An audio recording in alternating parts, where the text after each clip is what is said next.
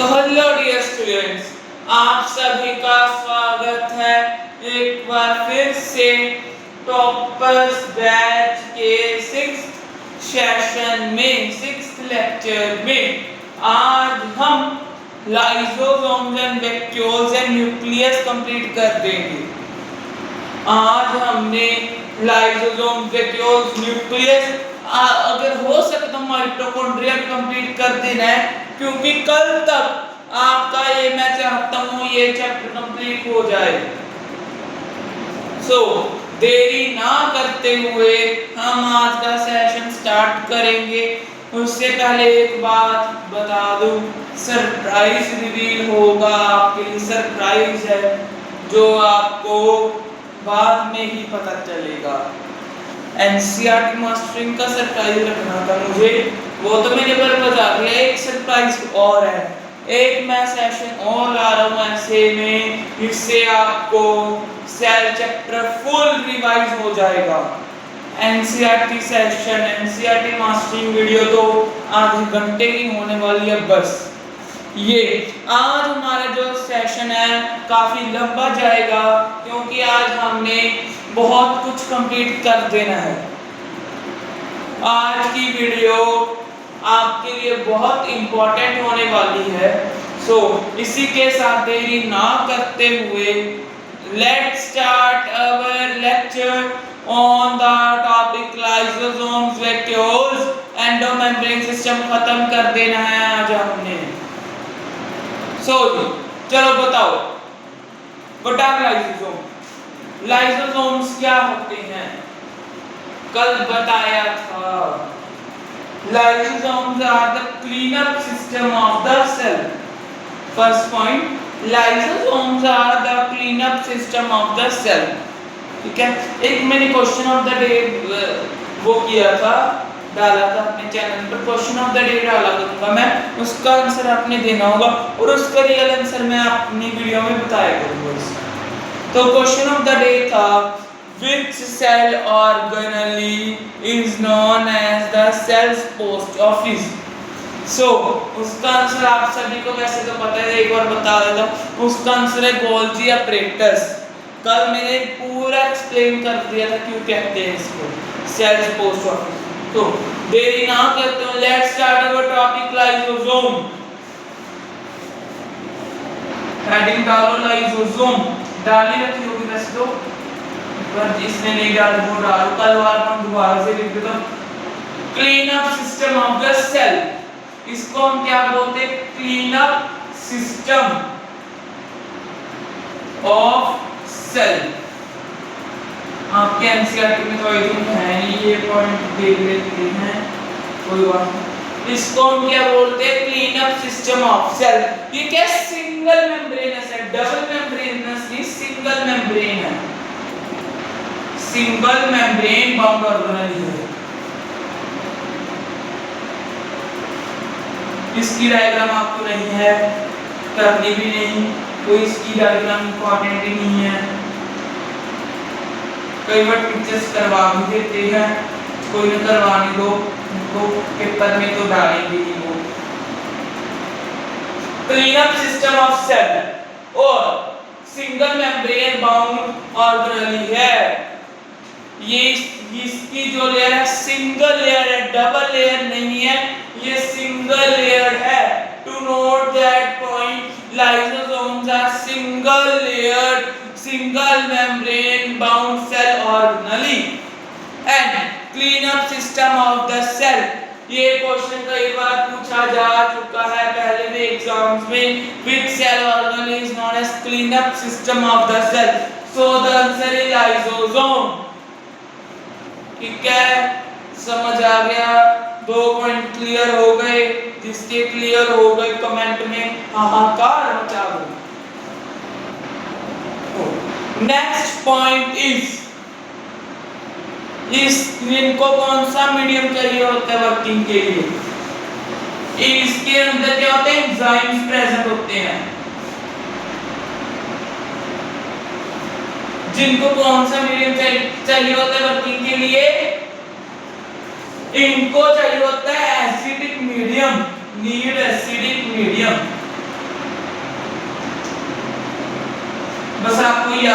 है इसका, बहुत डिटेल में नहीं जाएंगे। एसिडिक मीडियम क्यों चाहिए तो कैसे चाहिए आपकी एनसीईआरटी में नहीं है, को चेक कर लेता हूँ मैं, को चेक करने में कोई वो बुराई नहीं है। एनसीईआरटी अब तो मैं खोली भी नहीं थी, उठा कर लाया था बस मैं, जब क्लास में जरूरत पड़ेगी तो वैसे करवाई।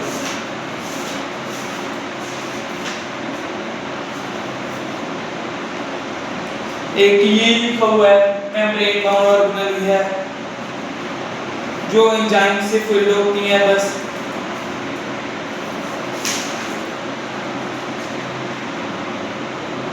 Reacts formed by breakdown are released by into the cell where they may be used in other cell processes. So काम कर इसका हम लाइसोसोम में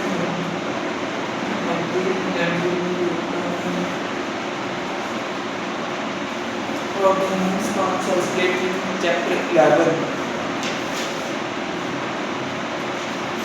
ये चीज लिखी हुई है, इस इन्होंने तो दो पॉइंट लिखे हैं, तो क्लीनअप और सिस्टम ऑफ सेल है, membrane single membrane bound organelle है, ये सिंपल लिखा है क्यों प्रेजेंट है।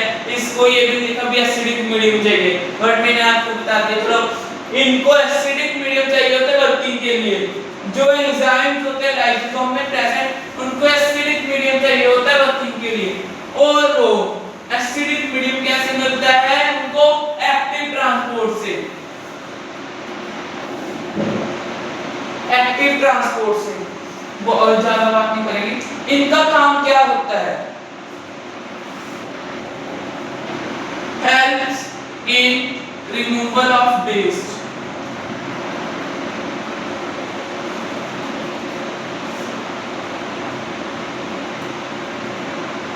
helps in removal of waste from human cell, from cells। Lysosome का क्या काम होता है, वह वेस्ट को रिमूव करना, जितने भी सेल में वेस्ट है उसको बाहर निकालना। समझाया था आपको। लाइसोसोम पहले क्या करते हैं, प्राइमरी लाइसोसोम अंदर आते हैं फूड लेकर, सेकेंडरी में उसकी प्रोसेसिंग होती है और टर्शियरी के बाहर निकल जाते हैं टर्शियरी की मदद से। समझाया था।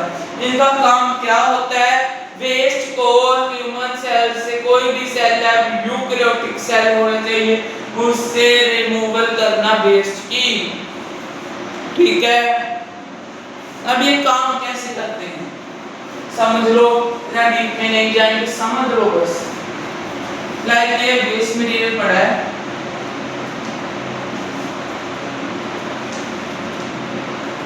इसके आसपास लाइसोसोम्स क्या हो जाएंगे, इकट्ठे हो जाएंगे, ऐसे सर्कल बना लेंगे।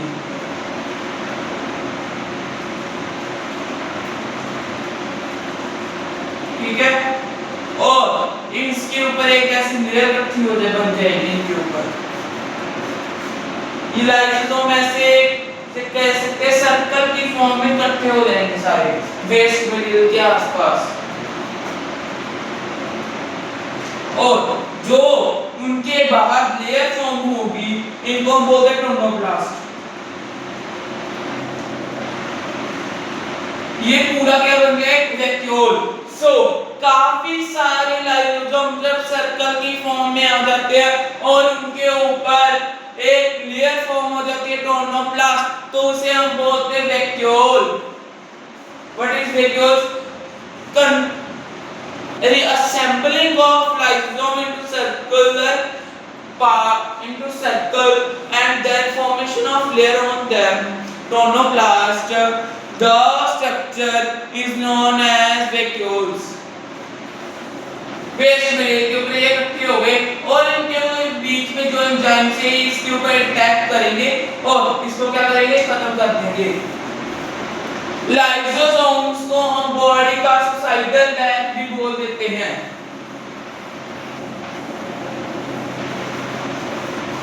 It is also known as suicidal bag of cell। क्यों सुसाइडल बैग हम इसलिए बोलते हैं क्योंकि अगर सेल खराब हो जाए, इसमें फंक्शनिंग बर्स्ट हो जाए, तो ये खुद सेल को क्या करेगा, खा जाता है, खुद बर्स्ट हो जाता है और उसके साथ सेल को बर्स्ट करके उसमें जो डैमेजिंग है वो खत्म कर देता है और खुद भी खत्म हो जाता है। सेल भी खत्म हो जाएगा जब लाइसोसोम बर्स्ट हो जाएगा, जब उसकी डैमेज, समझो जब सेल में कोई डैमेज हो जाएगा तो लाइसोसोम्स क्या होंगे, बर्स्ट हो जाएंगे, बर्स्ट हो जाएंगे, तो बर्स्ट होकर उसके एंजाइम्स पूरे सेल में फैल जाएंगे।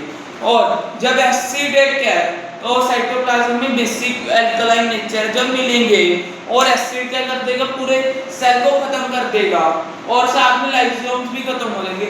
ऐसे जो सेल खराब था वो खत्म हो गया, आगे इंफेक्शन नहीं बढ़ेगी। ये क्यों होता है, भी इंफेक्शन आगे और ना बढ़ जाए और किसी सेल में, अगर हो ना, ऐसा ना हो, लाइसोसोम बर्स्ट ना कर, इंफेक्शन खत्म ना हो, तो आपको एंटीबायोटिक्स बाहर से लेनी पड़ती हैं, समझ लो बात। ज्यादा डीप में नहीं जाना, थोड़ा सा ही दिया हुआ है, पढ़ा देता हूँ। Lysosomes are single membrane bound sacs filled with enzymes which can break down unwanted proteins, carbohydrates, fats, even damaged parts of cell, keeping it clean and healthy. The products formed by breakdown are released into cytoplasm where they may be used in cellular processes. इसी बात है ये। एक इसमें ना आपको threads of curiosity में एक पॉइंट दिया हुआ, वो पढ़ देते हैं लाइसोसोम का।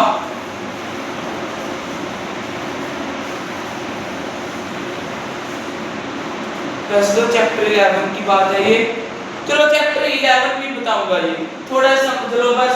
जो ह्यूमन स्पर्म सेल है वो लाइसोसोमल लाइसोसोम का बना होता है, वो लाइसोसोम ही होते हैं, काफी सारे लाइसोसोम इकट्ठे होकर कहते हैं ह्यूमन स्पर्म बनाते हैं, स्पर्म सेल बनाते हैं।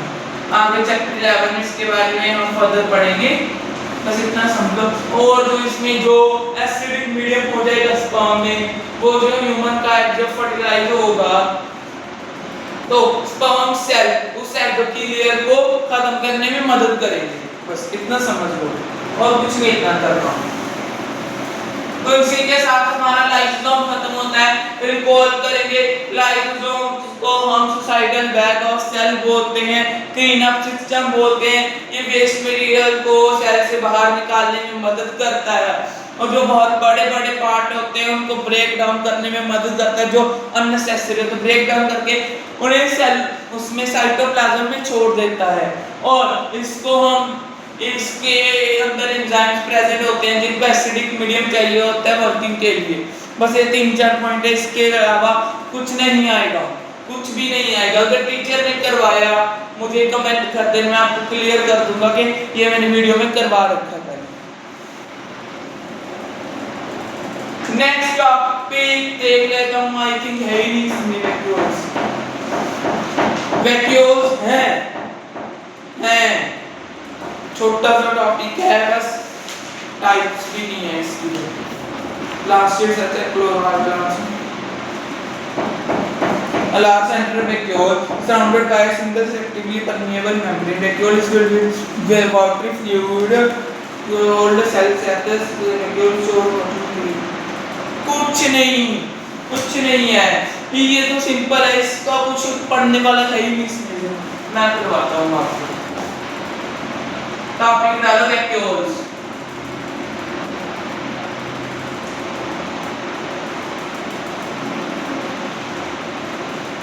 वैक्यूल्स, इसका काम क्या होता है? फूड स्टोरेज, फूड को स्टोर करना।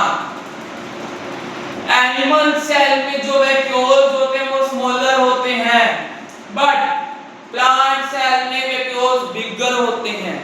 इसके अंदर एक वाटरी फ्लूइड भरा होता है, contains watery fluid known as cell sap. इस सेल सैप और भी बहुत नेम है इसके, बट इसको हम सेल सैप बोल देते हैं, सेल सैप। ठीक है, वैक्यूल्स का काम क्या होता है? फूड की स्टोरेज। और क्या इनके अंदर एक वाटरी फ्लूइड भरा भरा होता है, उनको हम सेल सैक बोलते हैं। एनिमल सेल्स में वैक्यूल छोटे होते हैं, बट प्लांट सेल में वैक्यूल बहुत बड़े होते हैं। डायग्राम इसकी भी नहीं करनी, बस तो large amount of water plant does not translate to the sometimes plan out again ये एक चीजें लिखी हुई है आपकी बुक में और कुछ नहीं है।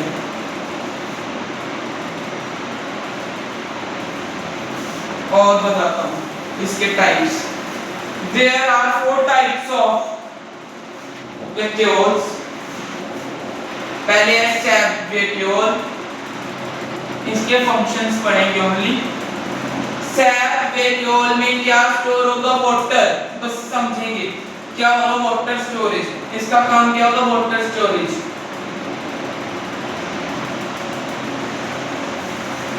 फूड वैक्यूल, इसका काम क्या होगा? Nutrient storage. प्रोटीन्स, कार्बोहाइड्रेट्स ज्यादा स्टोरेज करना, प्रोटीन्स एटसेट्रा डालो स्टोरेज।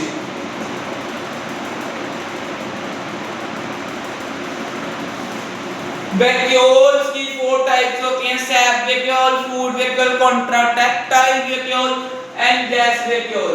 सैप वैक्यूल में वाटर स्टोर होगा, फूड वैक्यूल में प्रोटीन्स स्टोर होंगे और कार्बोहाइड्रेट, फैट सारा कुछ फूड वैक्यूल में स्टोर होगा।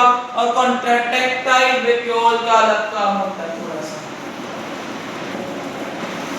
समझाता हूं।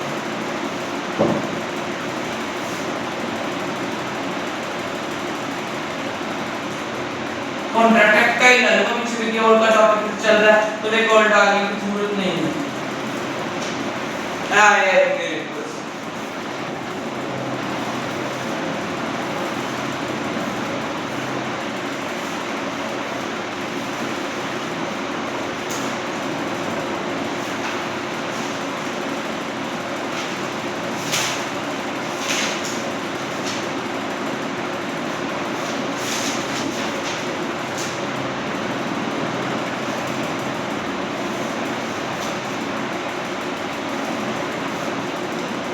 कॉन्ट्रैक्टाइल वैक्यूल का काम होता है वेस्ट मटेरियल्स को बाहर निकालना, dead process is known as excretion. किसमें प्रेजेंट है? यूनिसेलुलर ऑर्गेनिज्म में प्रेजेंट है जिनके पास एक सेल है, लाइक अमीबा। अमीबा के पास एक प्रेजेंट होगा। गैस वैक्यूल्स उसका मतलब वैसे इतना इंपॉर्टेंट नहीं है। गैस वैक्यूल जो होंगे उनको हम सूडो वैक्यूल बोलेंगे, फॉल्स वैक्यूल। वो करेंगे तो वैक्यूल की तरह काम, पर वो होंगे तो वैक्यूल्स पर लगेगी नहीं, वो वैक्यूल्स है। जो गैस वैक्यूल्स है वो बैक्टीरिया में पाए जाएंगे। बस इतना ही पढ़ना है और इतना ज्यादा डिटेल में नहीं जाना, उसकी जब तक नहीं जाना कि इसमें बुक में नहीं है ये टॉपिक, मैंने करवा दिया क्योंकि हाई लेवल का करना है। किसी भी बुक में नहीं है ये गैस वैक्यूल्स वाला टॉपिक। इसी के साथ हमारा वैक्यूल वाला टॉपिक भी खत्म होता है। वैक्यूल्स को रिकैप करेंगे, कॉल करेंगे। पहला वैक्यूल्स क्या होते हैं? Food storage. फूड स्टोरेज का काम है इनके पास एक वाटरी फ्लूइड होता है जिसको हम सेल सैक बोलते हैं। ये 4 टाइप्स के होते हैं, food vacuole, SAP vacuole, contractile vacuole and gas vacuole. और जब सेल को वाटर के नीड होती है तो क्या करते हैं वैक्यूल्स? वाटर लूज कर देते हैं, एक श्रिंक हो जाते हैं तो सेल को वाटर की क्या हो जाती है? नीड पूरी हो जाती है। बट जो सेल होता है वो कम फॉर्म हो जाता है, लेस फॉर्म हो जाता है, मतलब कि इतनी ताकत नहीं रहती इसमें। बस ये भी पढ़ना है। उसके बाद कंप्लीट हो चुका है हमारा कंप्लीट हो चुका है ये टॉपिक एंडोमेम्ब्रेन सिस्टम, सारा कंप्लीट हो गया एंडोमेम्ब्रेन सिस्टम। उसके बाद हम स्टार्ट करेंगे, देख लेता हूं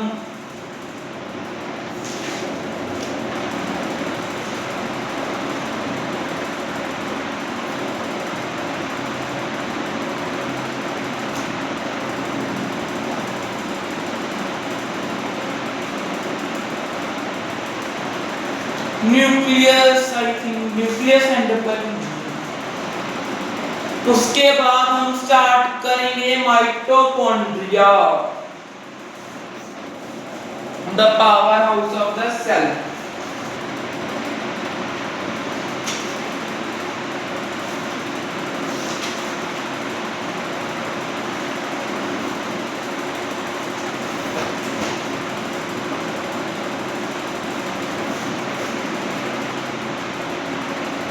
टॉपिक डालो माइटोकॉन्ड्रिया।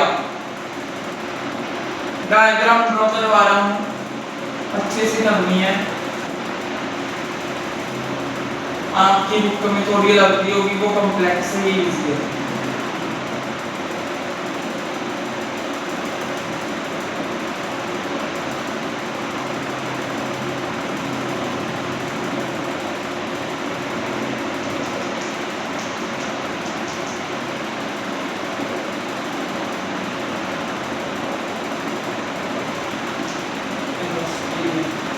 और इसके पास क्या हो सकता है?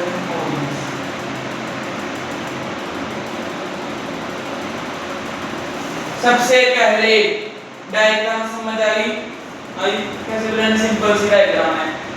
सबसे पहले ये आउटर लेयर को हम बोलते हैं आउटर माइटोकॉन्ड्रियल लेयर, OMM लिख रहा हूं, आउटर माइटोकॉन्ड्रियल मेम्ब्रेन, और अंदर की लेयर को बोलेंगे इनर माइटोकॉन्ड्रियल मेम्ब्रेन।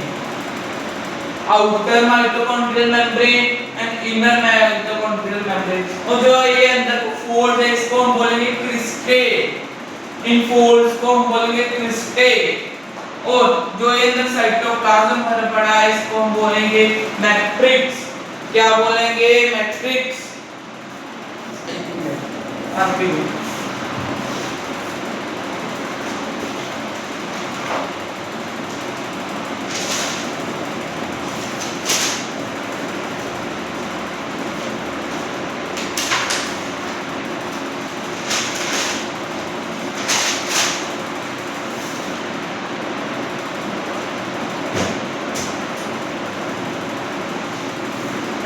और मैं बता रहा था जो ये अंदर साइटोप्लाज्म भर रखा है इसको हम बोलेंगे मैट्रिक्स।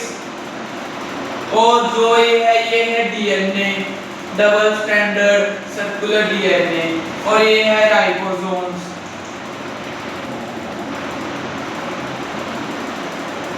ये है आरएनए, बस। और ये दो स्ट्रक्चर है इसको हम बोलते हैं कोरिन्स, बस नहीं है। Outer mitochondrial membrane, inner mitochondrial membrane, इस फोल्ड को हम बोलते हैं क्रिस्टे।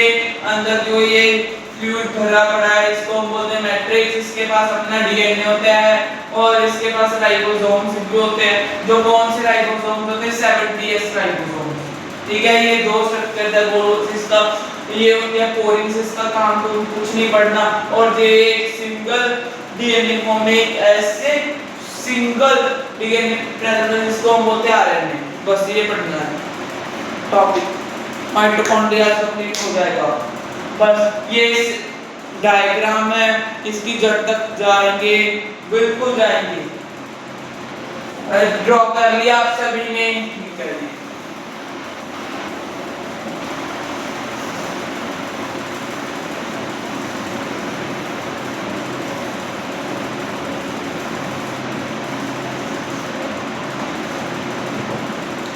माइटोकॉन्ड्रिया को हम लोग power house of the cell भी बोलते हैं।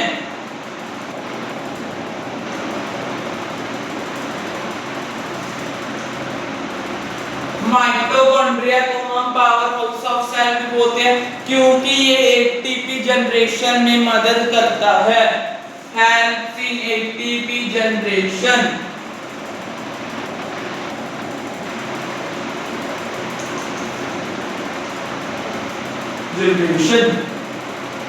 और एक बात, एटीपी को हम एनर्जी करेंसी ऑफ सेल बोलते हैं क्योंकि एटीपी हमें एनर्जी देता है। ब्रेक होकर एटीपी और इनऑर्गेनिक फॉर्म में एनर्जी करेंसी भी बोलते हैं सेल की। माइटोकॉन्ड्रिया को हम पावर हाउस ऑफ सेल और एटीपी को हम एनर्जी करेंसी ऑफ सेल बोलते हैं। ये to note that point mitochondria is known as energy power house of cell and ATP is known as energy currency of the cell. और कुछ नहीं दिया हुआ आपकी बुक में। एटीपी की फुल फॉर्म होती है एडिनोसिन ट्राइफॉस्फेट। पढ़ते हैं चलो। Mitochondria are called powerhouse of the cell because they supply the energy needed for most cellular activities।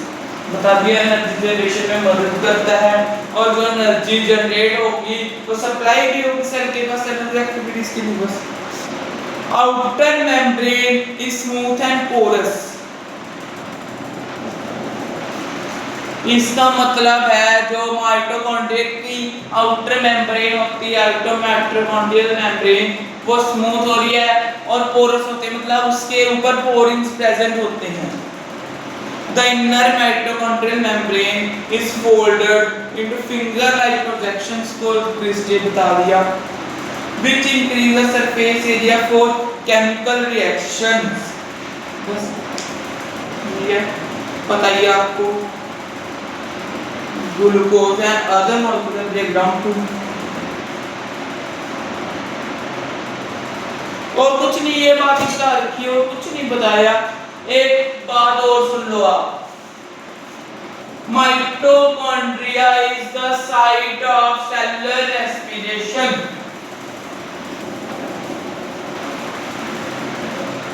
Mitochondria में रेस्पिरेशन अगर होती है, ये है site of cellular respiration. Mitochondria में सेलुलर रेस्पिरेशन होती है।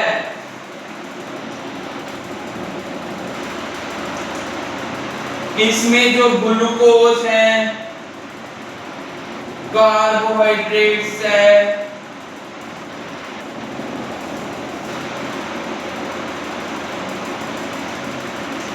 किसकी फॉर्म में चेंज हो जाते हैं? ATP, adenosine triphosphate. और एटीपी कैसे बनता है? एडिनोसिन ट्राइफॉस्फेट हमारी बॉडी में प्रेजेंट होता है, तो इन सभी की मदद से इनऑर्गेनिक फॉस्फेट एक आ जाता है और जो एनर्जी यूज करके एटीपी की फॉर्म में बन जाता है। और जब ये टूटता है एटीपी और इनऑर्गेनिक फॉस्फेट की फॉर्म में, तो क्या होती है? एनर्जी रिलीज होती है। बस यही था आपका और कुछ नहीं था। माइटोकॉन्ड्रिया भी कंप्लीट हो चुका है आपका। रिकॉल करेंगे, माइटोकॉन्ड्रिया को हम power house of the cell भी बोलते हैं, ठीक है। Cell site of cellular respiration है ये, ठीक है। और इसका मेन फंक्शन क्या होता है? एनर्जी को क्या करना? एनर्जी को रिलीज करना और सभी सेल पार्ट्स के तक सेलुलर एक्टिविटीज के लिए पहुंचाना। और एटीपी को हम एनर्जी करेंसी ऑफ सेल बोलते हैं। वो कैसे बनता है? ATP plus inorganic phosphate use करके। और ये साइट ऑफ सेलुलर रेस्पिरेशन है माइटोकॉन्ड्रिया। और जो इसमें क्रिस्टे हैं, फोल्ड्स हैं, वो क्या करते हैं? which increase the surface area for energy generation and chemical reactions। बस इतना टॉपिक था, खत्म।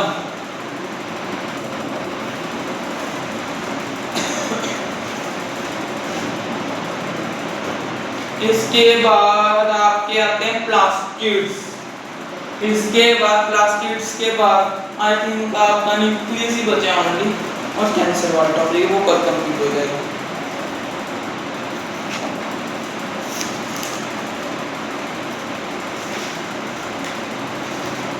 मियोसिस और माइटोसिस भी बचा है।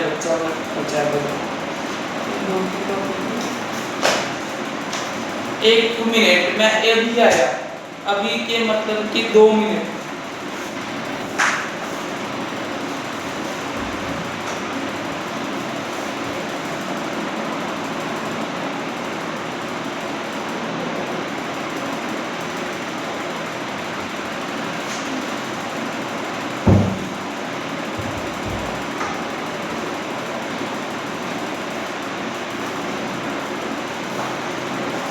आज हम पढ़ेंगे अब पढ़ेंगे हम प्लास्टिड्स। What is plastids? आपकी बुक में बहुत कम दे रखा है टॉपिक प्लास्टिड्स का, पढ़ लेना। क्या जो मैंने पढ़ाया और एनसीईआरटी में लिखा उसके साथ मैच कर लेना। अगर एक भी पॉइंट कम हुआ तो मैं अपना चैनल चलाना छोड़ दूंगा। बार बार बोल रहा हूँ, मैं अपना चैनल चलाना छोड़ दूंगा अगर एक भी पॉइंट कम हुआ।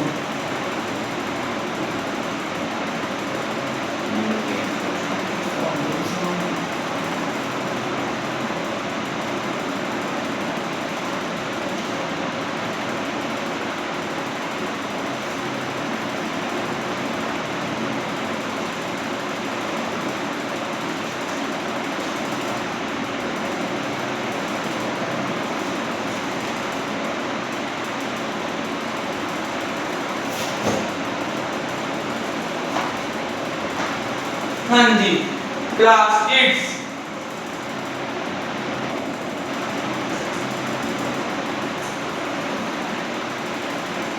ये ओनली प्लांट्स में प्रेजेंट होती हैं, present in plants animal cells में ये एब्सेंट होती हैं।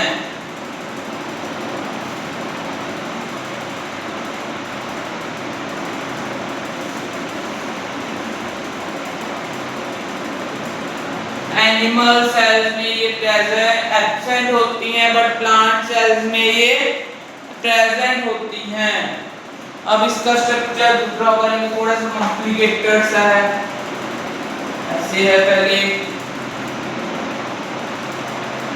इसके पास भी पोरिंग होते हैं ऐसे, ठीक है। एक double circular standard circular DNA होता है, आरएनए होता है, राइबोसोम होते हैं।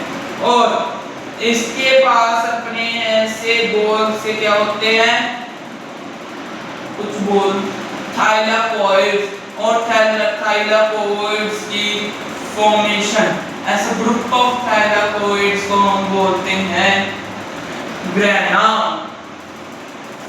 और इसमें जो फ्लूइड मैट्रिक्स भरा होता है इसको हम बोलते हैं स्ट्रोमा।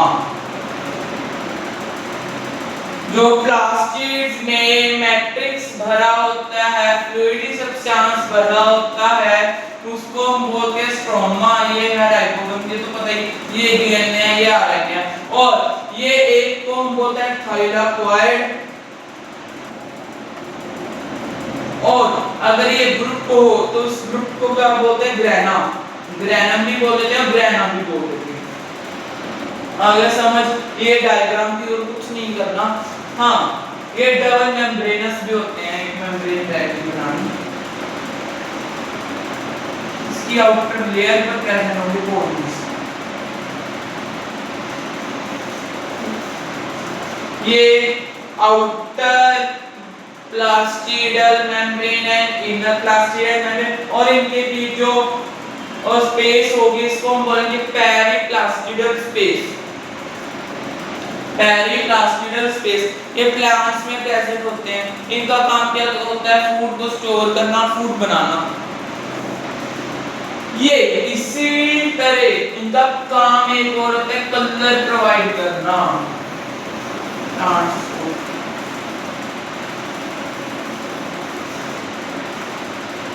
इनके फंक्शंस के कारण ही, इनके कलर प्रोवाइडिंग के कारण ही ये 3 टाइप्स की बांट दी गई है। पहला है ल्यूकोसाइट्स,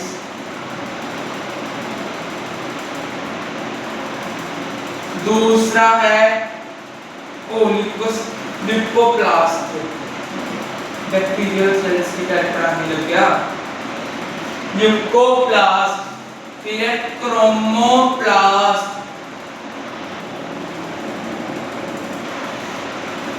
फिर है क्लोरोप्लास्ट।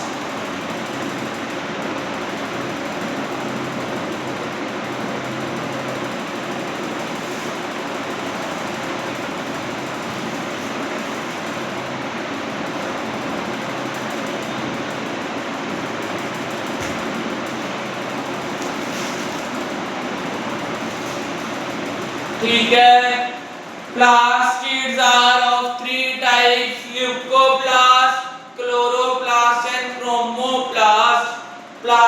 प्लास्टिड्स को 3 पार्ट्स में 3 टाइप से बांटा गया है उनके कलर प्रोवाइडिंग के कारण। ये इसका नाम है ल्यूकोप्लास्ट, क्रोमोप्लास्ट एंड क्लोरोप्लास्ट। अब हम इसके फंक्शंस पढ़ेंगे।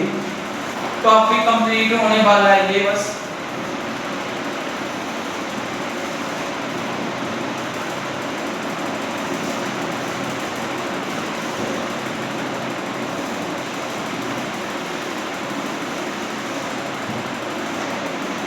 ल्यूकोप्लास्ट पहले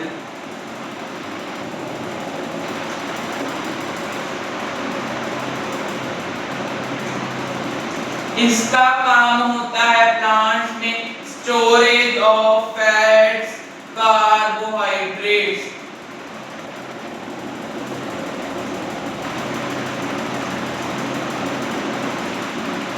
एक्सेट्रा। इसका काम होता है फैट्स, ऑयल्स एंड कार्बोहाइड्रेट्स को प्लांट सेल में स्टोर करके रखना। ये कोई कलर नहीं प्रोवाइड करता। ये क्या होता है? कलरलेस होता है। इसका कोई कलर नहीं होता। For example roots of plant. उसके बाद है क्रोमोप्लास्ट।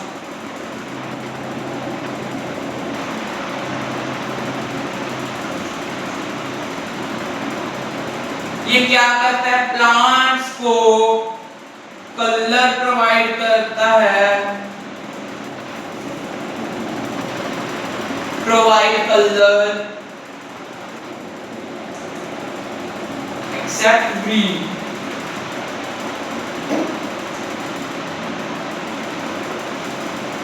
ये सभी कलर प्रोवाइड करेगा, रेड, ऑरेंज, येलो, सभी कलर प्रोवाइड करेगा, बस ग्रीन कलर नहीं प्रोवाइड करेगा। ये सभी कलर्स प्रोवाइड करेगा प्लांट को, बस एक कलर नहीं प्रोवाइड करेगा जिसका नाम है green.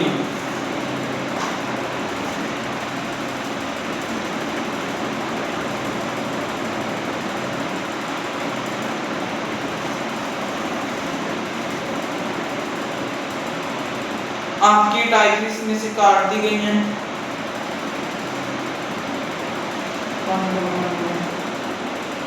Confidence within the stomach. Then during photosynthesis.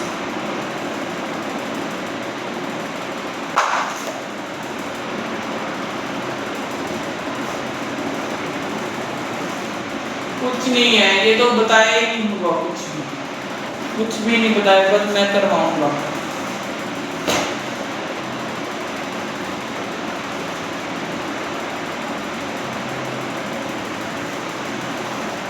Chromoplast,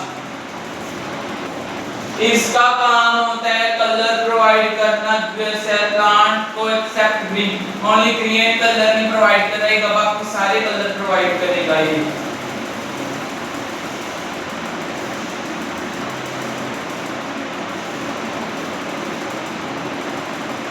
एक रह गया क्लोरोप्लास्ट।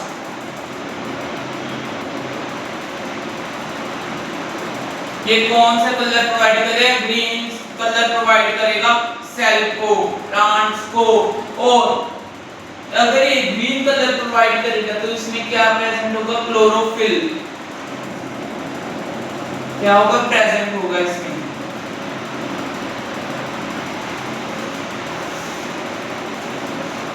क्लोरोप्लास्ट क्या करेगा? ग्रीन कलर प्रोवाइड करेगा प्लांट्स को।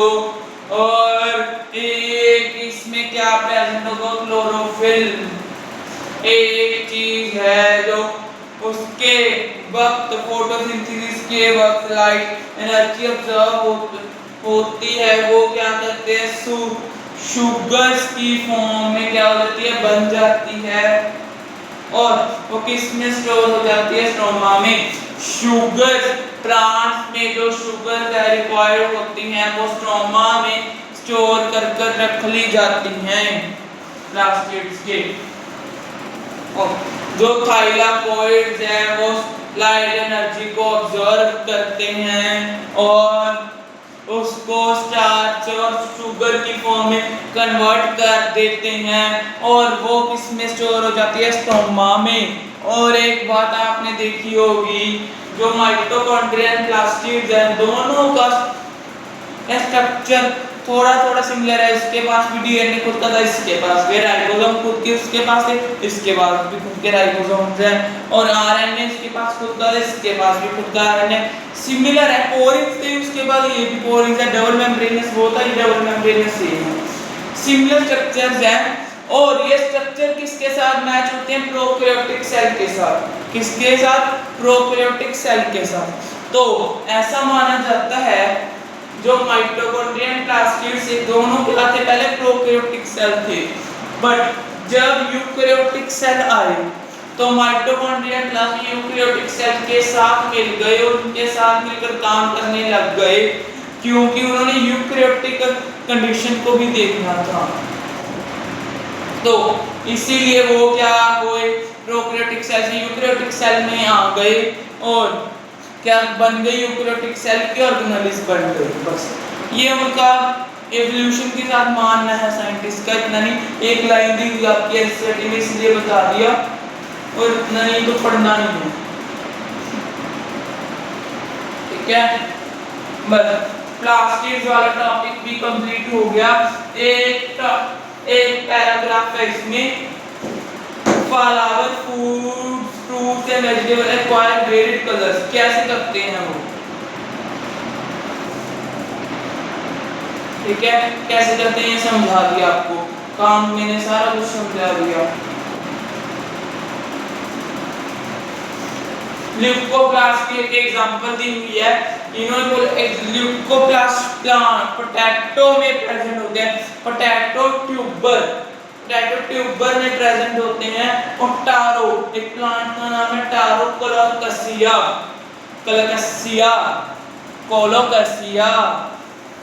टारो का दूसरा नाम है कोलोकसिया, उसमें भी ये क्या होते हैं? प्रेजेंट होते हैं।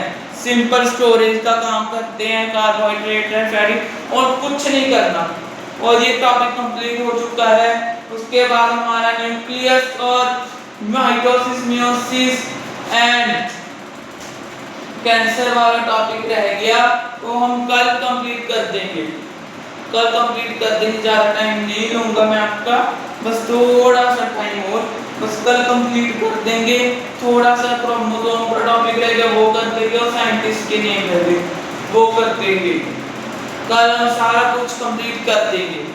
तो सब इसी के साथ मैं यहाँ आज का सेशन समाप्त करने जा रहा हूँ। आपने अगर मेरा चैनल सब्सक्राइब नहीं किया तो सब्सक्राइब कर दे, अगर लाइक नहीं किया तो लाइक कर दे, अगर शेयर नहीं की वीडियो तो शेयर भी कर दे, ताकि और कोई भी ये जानकारी ले सके। इसी के साथ आज का सेशन समाप्त करते हैं। नमस्ते, सत श्री अकाल, गुड बाय, टाटा, सलाम अलैकुम।